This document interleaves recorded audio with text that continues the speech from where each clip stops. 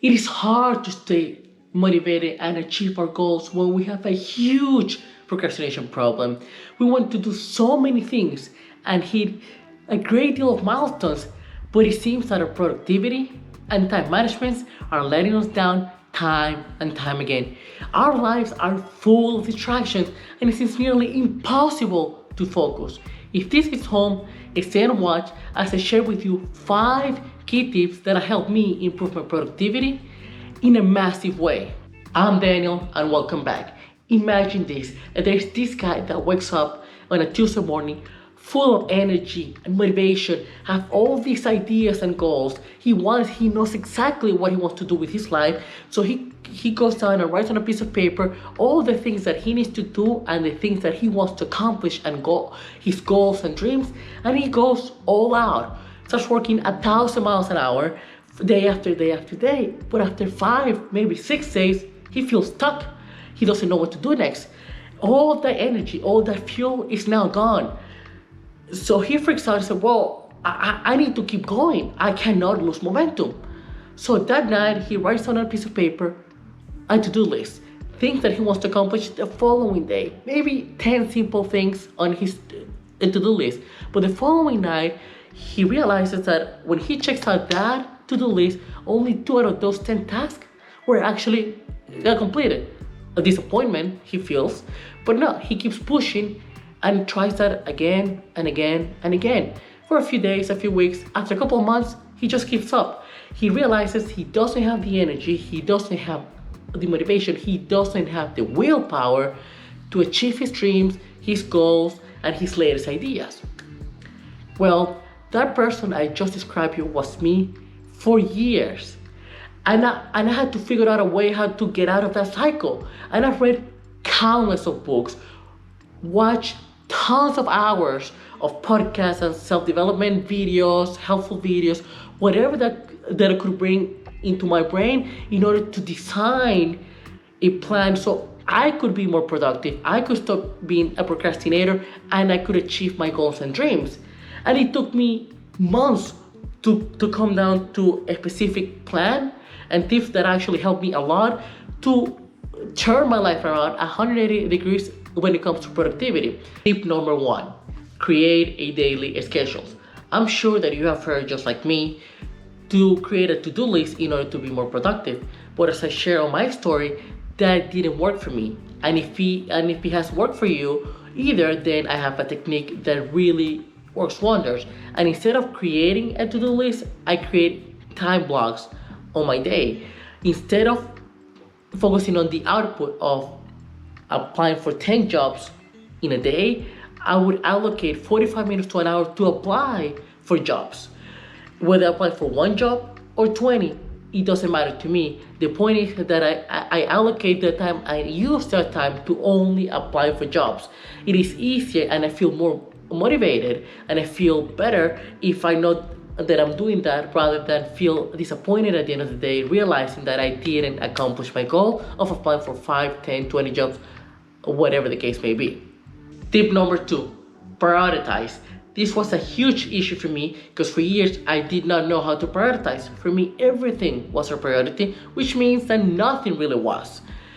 A couple of years ago, I read in a book about a method that really changed my perspective and helped me prioritize better, and that is called the means method, most important next step. And what that method is about is just break down your main task or goal in small actionable steps or actionable goals or activities that you can do it easily, and you just move one after the other one.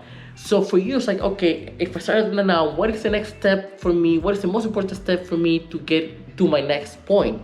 So imagine that you are on the first floor and you want to move to the second floor and you have a 20-step staircase.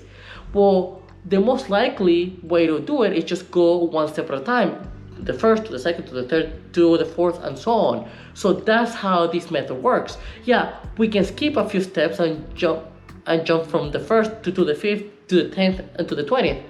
But it's usually not sustainable. We get tired more easily than if we go one step at a time. And that is basically how this works. Just use the most important next step, take time to break down your tasks into smaller easier goals or tasks, and then go from there. Step number 3, set reasonable time limits. That was one of the first mistakes I made when I started testing this new technique of time slots or time blocks. I was allocating too much time, 4 to 5 hours, doing a single task.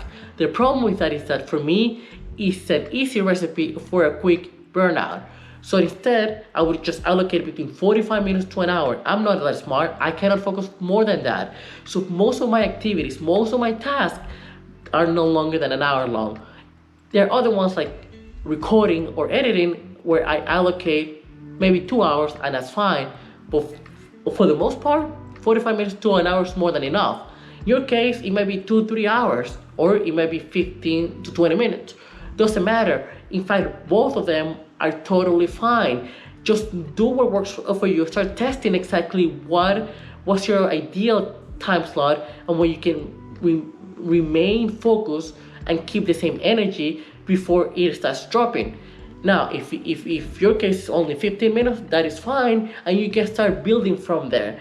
Go from 15 to 20 to 30 all the way to an hour. And if you're already far where you can actually focus in a big way for 2 or 3 hours, that's awesome as well. Just try to optimize yourself and optimize your brain when it comes to usage time. Tip number 4, avoid multitasking.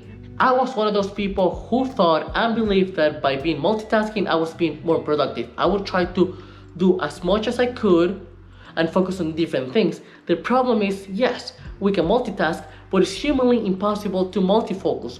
We cannot focus on more than one thing at a time, because if we try to put focus or full focus or attention to more than one thing, we're not giving it to any of them.